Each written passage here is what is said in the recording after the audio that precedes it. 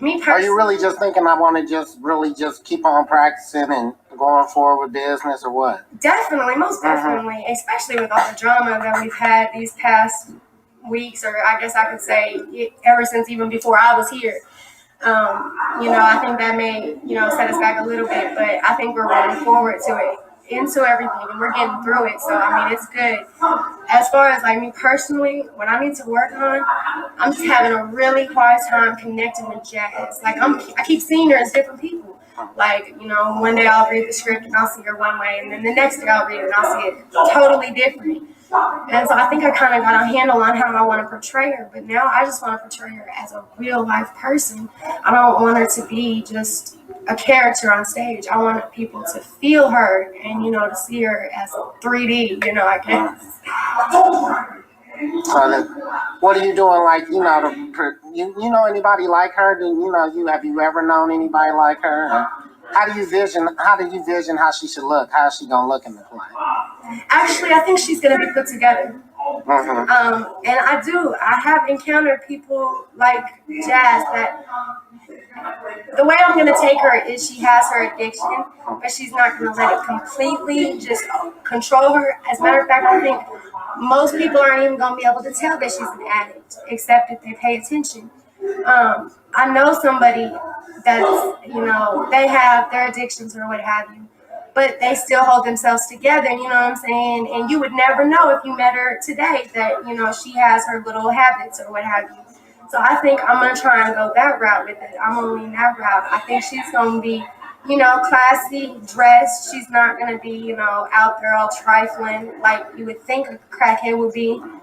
But you're still going to be able to see her ticks. You're going to be able to notice that she's obviously got something wrong. But and that's what I'm going to work really hard to make sure I can get that out so people can notice that she does have an addiction without making that all of Jazz, because I don't think that's all that she is, just an addiction. And that's most of the time true to life too. People think crackheads and unintelligent, dumb, don't know, but they everybody that's using a drug, really some smart people out there using drugs, just like everything else. Yeah. You can't underestimate people. And then some people are on drugs that's not crack, but the same thing. You feel what I'm saying? Exactly. I mean, you never know who's doing what nowadays. And there's a lot of people that are functional addicts, and there's a lot of people that aren't. I think Jazz is borderline in between, she's got low self-esteem, so it's easy for other people's perception to kind of rub off on her, like about herself. But I think other than that, if she could get past that, she would be a well-rounded individual. That's a crackhead. Anything else on your mind? What about your new, Rashad?